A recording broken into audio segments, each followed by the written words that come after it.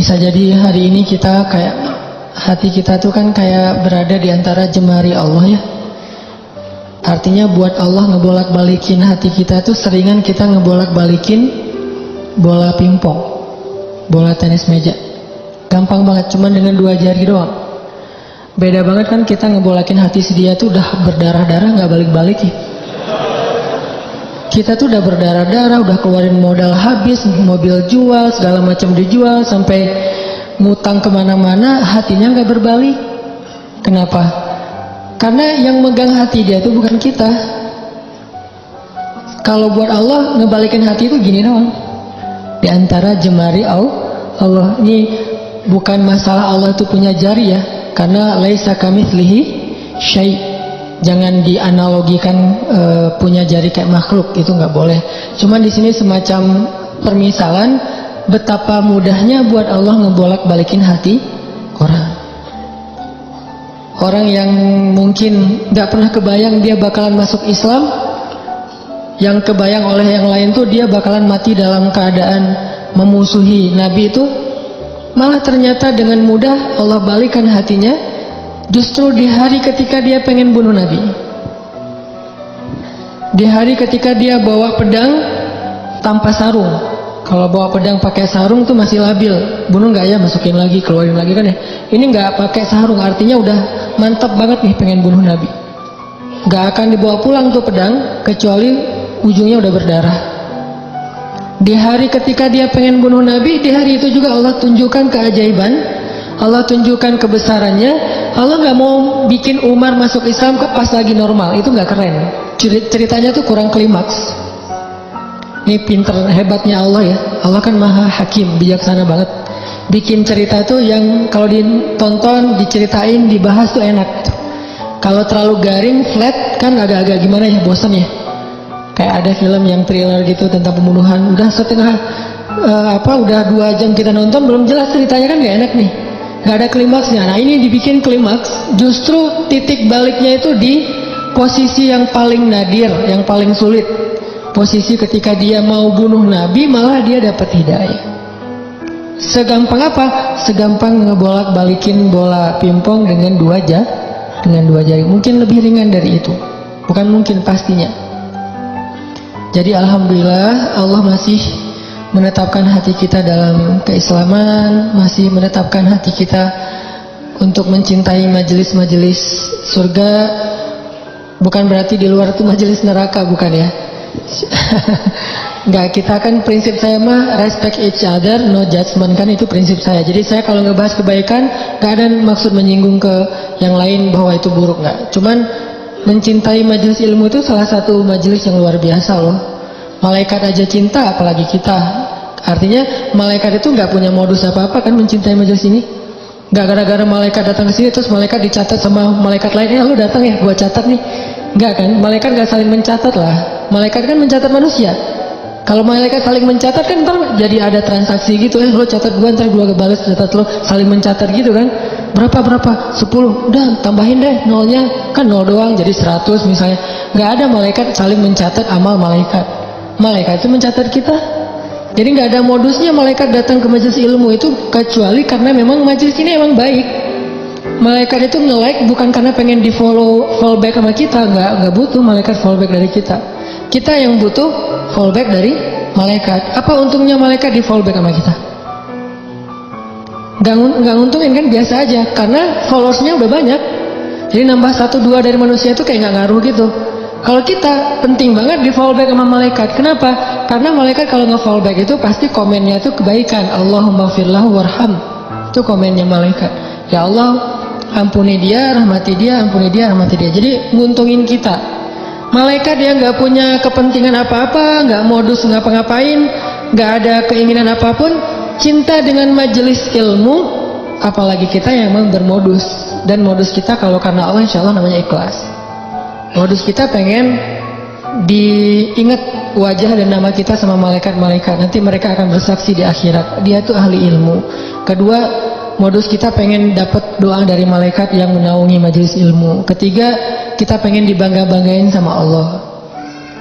Allah tuh ngebanggain kita di mana? Di Arosy, sampai mention Jibril, @Jibril Apa tuh gua cinta sama siapa misalnya di antara kita. Nama kita disebutin loh, di-mention, di tag beneran itu. Kecuali nama kita mungkin nama yang agak-agak susah dibaca ya, terlalu banyak bahasa-bahasa asingnya. Kalau namanya standar-standar aja, Asep misalnya ya, apa gitu, itu insya Allah malaikat gampang nge-like-nya gitu. Makanya nama jangan susah-susah. Sampai kakek aja nggak tahu pas nanya, ini cucunya siapa namanya? Nanya ke anaknya, nama anak kamu siapa gitu. Saking susahnya nama anak sekarang. Jadi Allah tuh ngebanggain kita tuh pakai nama kita, nama yang ada di KTP, nama yang ada di SIM. Kecuali nama-nama terlarang ya. Tapi kalau namanya masih wajar, KTP, SIM itu sama dipakai di langit. Allah nge-mention kita, terus dikasih tahu kepada Jibril. Jibril ngasih tahu ke malaikat. Malaikat ngasih tahu ke seluruh makhluk, ngedoain kita. Kan bermodus tuh. Jadi kalau malaikat aja nggak ada modus cinta dengan majelis ini, kayaknya kita punya alasan yang lebih kuat untuk tetap cinta. Dan ini salah satunya bimbingan hati dari Allah. Alhamdulillah. Kita syukurin terus biar Allah tambahin lagi, istiqomahin lagi. Setiap minggu, setiap bulan, setiap tahun sampai akhir hayat kita. Teman-teman yang dirahmati Allah, malam ini kita bahas tentang life goals. Kalau dalam bahasa ulama itu disebut dengan himmah. Salah satunya disebut dengan himmah. Apa kepengennya kita?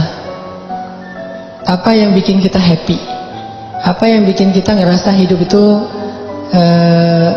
meaningful, bermakna? Ini namanya himmah. Mungkin kalau bahasa sederhananya life goals.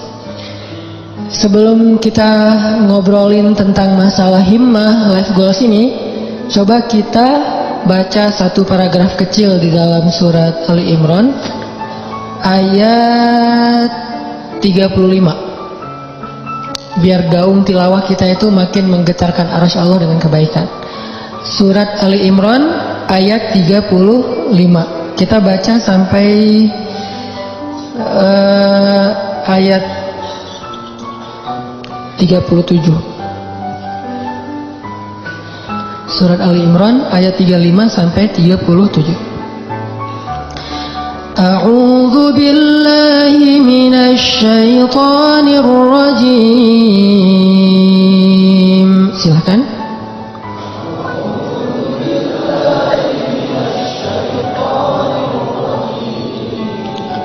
Bismillahirrahmanirrahim.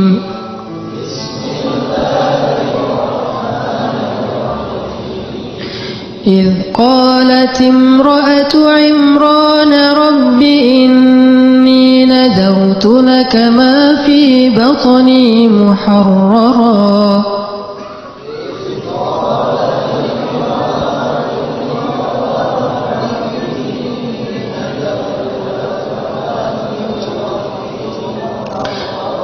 فتقبل مني إنك أنت السميع العليم.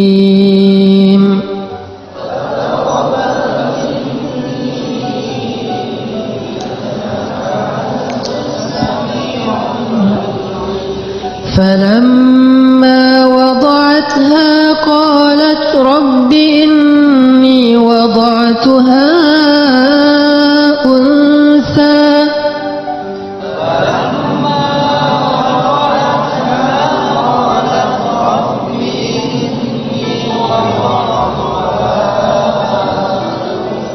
والله أعلم بما وضعت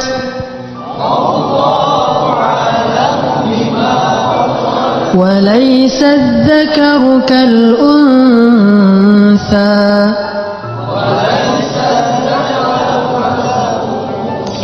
وإني سميتها مريم وإني أعيذها بك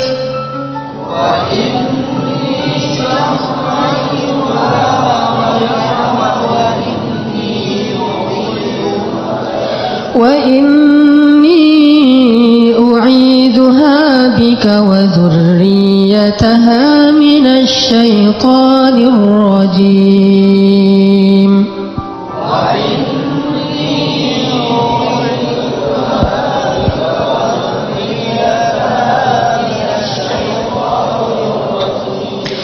فتقبلها ربها بقبول حسن وأنبتها نباتا حسنا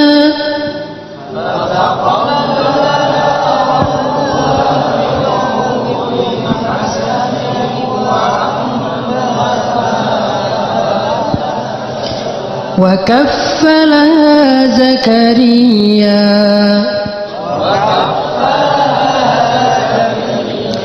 كلما دخل عليها زكريا المحراب وجد عندها رزقا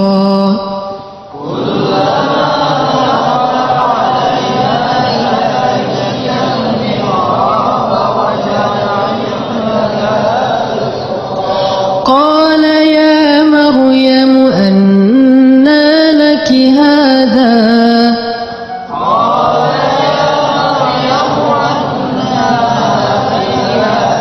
قالت هو من عند الله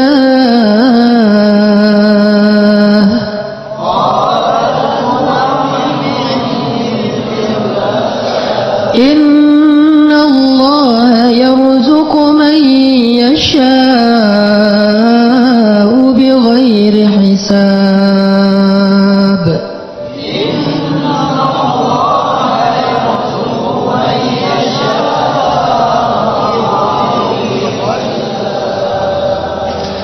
Ingatlah kisah ketika istri Imran berdoa, "Ya Tuhanku, sesungguhnya aku bernazar kepada Engkau agar janin yang ada dalam kandunganku kelak menjadi seorang hamba yang berkhidmat kepadamu di dalam masjid, yaitu Masjid Al-Aqsa. Maka terimalah nazarku itu. Sesungguhnya Engkaulah yang maha mendengar lagi maha mengetahui." Maka ketika ia melahirkannya, ia berkata, "Ya Tuhanku, aku telah melahirkan anak perempuan, sedangkan Allah lebih tahu apa yang dia lahirkan. Dan anak laki-laki tidaklah sama dengan anak perempuan dalam aturan-aturannya. Dan aku memberinya nama Maryam, dan aku memohon perlindunganmu untuknya dan anak cucunya dari gangguan syaitan yang terkutuk." Maka Allah menerima Maryam dengan penerimaan yang baik, membesarkan Maryam dengan pertumbuhan yang baik, dan menyerahkan pemeliharaan Maryam kepada Zakaria. Setiap kali Zakaria masuk menemuinya di dalam mihrab kamar khusus ibadah, Zakaria mendapati makanan di sisi Maryam. Lalu Zakaria bertanya, "Wahai Maryam, dari mana engkau memperoleh makanan-makanan ini?" Maryam menjawab, "Semua ini dari Allah. Sesungguhnya Allah memberi rezeki kepada siapa yang Dia kehendaki tanpa perhitungan." Shadaqallahul azim. Ini adalah sepenggal kisah teman-teman tentang himmah, life goals. Bahwa di sini dikisahkan himmah atau keinginannya Ibu Maryam, istri Imran. Dan by the way, Imran ini adalah salah satu simbol keluarga paling keren yang Allah rekomendasikan di dalam Al-Quran. Selain keluarga Nabi Muhammad itu ada dua keluarga lagi, keluarga Ibrahim dan keluarga Imran. Jadi kalau kita pengen niru, pengen jadi rumah kita itu seperti apa sih? Seperti rumah Nabi Muhammad, Baitun Nubuwah, atau rumahnya Ibrahim, atau rumahnya Imran. Salah satu dari tiga itu. Kalau bisa tiga-tiganya lebih keren. Dan Allah rekomendasiin itu di dalam Al-Quran. Allah telah innallaha astafa Adam wa Nuhan wa ala Ibrahim wa ala Imran alal alamin. Allah menjadikan mereka lebih daripada semua yang ada di dunia. Dua keluarga ini, keluarga Ibrahim dan keluarga Imran. Bahkan sebagian ulama sampai berdebat, Imran ini nabi atau bukan. Sebagian mengatakan Imran ini orang solih, dan sebagian lagi mengatakan Imran ini termasuk salah satu di antara nabi, walaupun bukan rasul. Karena sebagian ulama mengatakan nabi itu ada 124.000, banyak. dan salah satunya ada Imran. Terlepas dari perdebatan status Imran, yang jelas dia adalah hamba terpilih. Dan Allah menikahkan Imran dengan seorang perempuan yang sangat solehah. Perempuan yang gak sembarangan perempuan. Yang dari bibit yang luar biasa ini nanti muncullah keturunan-keturunan yang luar biasa, hebat, menyejarah. Sampai Al-Quran aja nyebut mereka, nyebut namanya, nyebut kisahnya, nyebut keutamaannya. Itu keren banget. Dan tadi saya bilang by the way-nya apa? Istri Imran itu adalah adik kakak dengan istri Zakaria. Jadi Imran sama Zakaria apaan? Ipar ya. Karena istri Imran itu adik kakak sama istri Zakaria. Jadi Imran, Zakaria ini orang-orang soleh semua yang tinggal di Palestina atau tinggal di dekat Masjidil Aqsa. Lama Imran gak punya anak, lama Zakaria juga gak punya anak. Dua-duanya gak punya anak nih. Imran gak punya anak sampai usia tua, Zakaria juga gak punya anak sampai usia tua. Sampai kemudian istri Imran bernazar.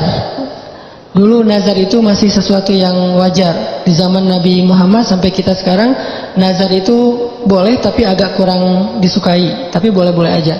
Nah dulu istri Imran bernazar, ini nazar tuh, saya bernazar, kalau saya hamil saya pengen punya anak laki-laki. Kalau dia jadi anak laki-laki akan saya jadikan dia sebagai marbot Masjid Al-Aqsa, sebagai khadim atau marbot Masjidil Aqsa. Ini life goalsnya istri Imran. Pengen punya anak yang ngemakmurin rumah Allah. Pengen punya anak yang kerjanya ngapain? Jaga rumah Allah, supaya Allah jaga dia nanti di akhirat. Dia kerjaannya tuh bersih-bersih masjid. Dan itu bukan kerjaan orang yang pengangguran loh ya. Walaupun istilah di kita itu marbot, itu istilah yang mungkin jadi kemudian terkesan di masyarakat sesuatu yang nggak keren, biasa aja. Padahal itu pekerjaan paling mulia loh. Kalau ada orang yang sebagai mungkin dia yang bertanggung jawab di sebuah bangunan sejarah, perpustakaan, museum kayak gitu-gitu, ada yang lebih keren, ngejaga rumah Allah Subhanahu Wa Taala. Ngejaga di sini bukan berarti Allah nggak bisa dijaga. Allah ngasih kita bagian supaya kita dapat kebaikan, karena kehormatan. Kalau Allah menjagain sendiri terus nggak ada peluang kita untuk dapat kehormatan dari Allah. Justru karena Allah kasih kesempatan, ini bukan karena Allah kurang mampu, enggak.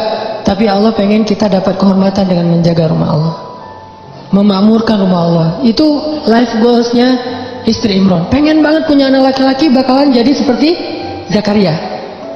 Jadi istri Imran ngefans berat sama Zakaria. Ya Allah, saya pengen punya anak laki-laki kayak gitu tuh, kayak ipar saya, kayak Zakaria. Mudah-mudahan anaknya laki-laki. Nazar sampai, fataqabbal minni ya Rabb. Terima ya Allah, terima nazar. Dulu kan nggak ada ISG ya. Ketawanya pas sudah lahir. Pas sudah lahir, kaget istri Imran. Rabbi, inni wada'atuha unsa. Ya Allah, gimana nih anaknya perempuan? Sementara walaisa dzakaru kal unsa. Ini perlu kita garis bawahin. Laki-laki tidak sama seperti perempuan. Ini bukan bab emansipasi, bukan Islam anti kesetaraan gender, bukan. Maksudnya adalah dulu tradisi orang Bani Israel, tradisi orang Yahudi yang ada di Palestina, perempuan itu nggak boleh menjadi marbot di masjid. Perempuan itu nggak boleh belajar di dalam masjid. Perempuan itu nggak boleh bahkan masuk ke masjid kecuali terbatas sekali gitu. Jadi maksud laki-laki tidak sama dengan perempuan, maksudnya tradisi yang berlaku waktu itu tidak sama laki-laki dengan perempuan. Ini bukan doktrin bahwa Islam itu nggak mengakui perempuan, bukan. Kita harus balik lagi ayat itu, kembalikan lagi kepada konteks sejarahnya. Makanya saya sering bilang, jangan menjudge sejarah dengan angle kekinian, pasti jadi salah paham. Kalau kita menilai sejarah tapi pakai persepsi kekinian, kita akan sering salah paham terhadap sejarah. Kok gini sih, kok gitu sih? Kenapa? Karena kita ngelihatnya benturan dengan culture kekinian kan? Makanya kalau pengen ngerti sejarah, pakailah angle sejarah. Jadi yang dilihat bukan cuma adegannya, sampai persepsi sejarah, emosional sejarah, lengkap gitu. Jadi sejarah itu sampai baper. Jangan cuman adegan tapi persepsinya kekinian, nggak nyambung. Nah pada masa itu, laki-laki dan perempuan itu dibedain tentang masjid. Laki-laki boleh masuk ke masjid bebas, boleh berkhidmat di masjid, boleh belajar di masjid, boleh jadi ulama di masjid. Perempuan nggak boleh. Beda dengan di Islam kan? Kalau di Islam justru sebaliknya, sama laki-laki dengan perempuan dalam masjid, cuman beda fikih. Kalau perempuan lagi haid nanti ada batasannya. Tapi kalau perannya di dalam masjid boleh banget. Buktinya apa? Aisyah itu ngajarin hadis di dalam masjid loh, dan muridnya laki-laki. Muridnya Aisyah itu juga banyak laki-laki. Walaupun berdua ngajarnya tuh, Abu Hurairah sama Aisyah. Tapi banyak hadis-hadis yang Aisyah tahu, Abu Hurairah nggak tahu. Atau hadis-hadis yang Abu Hurairah tahu, Aisyah nggak tahu. Sehingga mereka kayak saling mention gitu, saling broadcast. Aisyah broadcastin dong hadis-hadis yang gua nggak tahu, di broadcast sama Aisyah. Nanti Aisyah juga minta dari Abu Hurairah, saling transfer hadis. Bukan untuk mentahzir ya. Mereka mentransfer hadis bukan untuk nyalah-nyalahin, wah aku salah lo, enggak. Mentransfer hadis itu untuk saling sharing kebaikan, motivasi sifatnya. Oh ada hadis gitu ya, iya gitu. Jadi dalam Islam, Abu Hurairah, Aisyah ngajar di masjid, nanti ada tokoh-tokoh perempuan yang luar biasa banyaknya, termasuk yang paling legend itu kan Khadijah ya. Yang paling berpengaruh dalam dakwah Nabi kan Khadijah, dan Khadijah itu nggak tinggal diam di rumah nungguin, Nabi Muhammad mana ya, udah jam segini belum pulang, ditelepon nggak diangkat aja, kayaknya habis baterai deh, gitu-gitu enggak. Khadijah tuh nggak pasif di rumah loh ya, nggak bantu dakwah Nabi, dia aktif. Cuman tetap ada kayak etikanya, ada moralnya. Di masa itu justru Allah pengen mengubah tradisi orang Bani Israel yang menganggap perempuan itu kelas kedua di antara masyarakat. Makanya Allah nyindir, ini sebetulnya bahasa sindiran. Walaysa dzakaru kal unsa. Menurut orang Bani Israel, perempuan itu nggak sama dengan laki-laki. Tapi di ayat berikutnya apa? Fataqabbalaha rabbuha biqabulin hasan.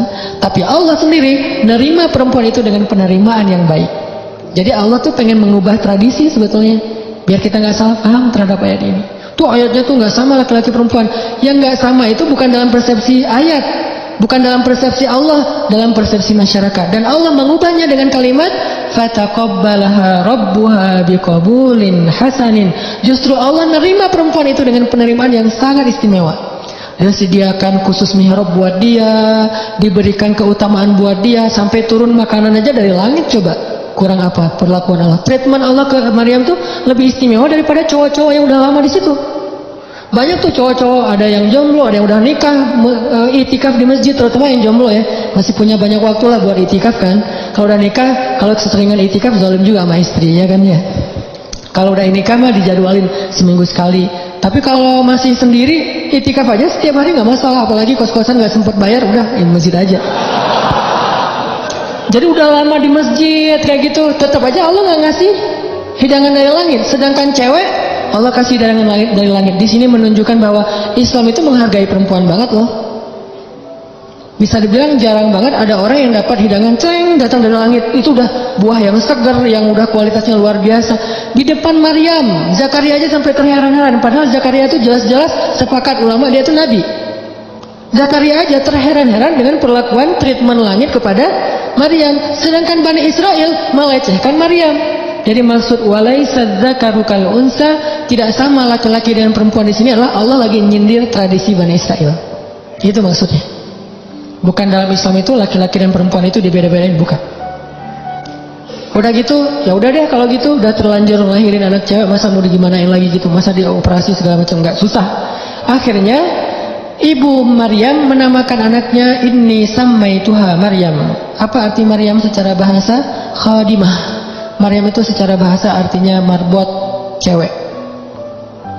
Jadi arti Maryam itu khadimah, yang berkhidmat. Itu bahasa dulunya adalah Maryam, kemudian jadi bahasa Arab. Inni sammaituha Maryam. Saya pengen ngasih dia nama marbot perempuan, bahasa singkatannya Maryam. Mudah-mudahan engkau menerima dia ya Allah. Akhirnya dikaderlah Maryam dari kecil. Bayangin teman-teman, Maryam usia 3 tahun udah nanya-nanya ke ibunya, "Ma, kapan aku ke Al-Aqsa? Kapan aku beribadah di sana? Kapan aku disantrinin? Kapan aku dimasukin ke pesantren?" Itu 3 tahun dan minta-minta kayak gitu. Malah ibunya yang nggak tega, "Ma, aku kangen dengan Al-Aqsa." Karena belum waktunya, karena ada waktunya nanti dia boleh ke Al-Aqsa. Maryam setiap hari naik ke atas bukit, menghadap ke arah Al-Aqsa dan berbicara dengan Allah. Ya Allah, aku kangen dengan Al-Aqsa. Ya Allah, aku pengen ke sana. Ya Allah, ini daya tariknya Al-Aqsa. Jadi salah satu ciri orang beriman mencintai Al-Aqsa. Itu salah satu di antara bagian dari keimanan, mencintai Al-Aqsa. Bukan karena konfliknya, bukan karena sentimen terhadap Israelnya, bukan. Karena emang kayak gitu turun-temurun dari zaman dulu. Ini tradisi spiritual namanya. Dari zaman Nabi Sulaiman udah kayak gitu, zaman sebelumnya juga kayak gitu, zaman Musa juga kayak gitu. Tradisi spiritual yang diturun-temurunkan. Dan Maryam kecil, anak usia 3 tahun, udah cinta banget dengan Al-Aqsa, pengen kesana, mah kapan. Kenapa bisa punya anak kayak gini? Life goals ibunya, himmah ibunya. Jadi kalau salah satu rahasia dari life goals itu, kalau benar-benar kuat jadi himmah, nanti kita belajar apa bedanya himmah dengan sekedar basa-basi. Kalau benar-benar jadi himmah teman-teman, itu akan jadi kenyataan loh. Gimana kita jadiin life goal kita jadi kenyataan, life goal kita jadi keajaiban. Walaupun rintangan ada aja kayak istri Imran. Kok lahirnya anak perempuan? Justru Allah pengen ngasih banyak hikmah, banyak luar biasa pelajarannya lewat skenario kayak gitu.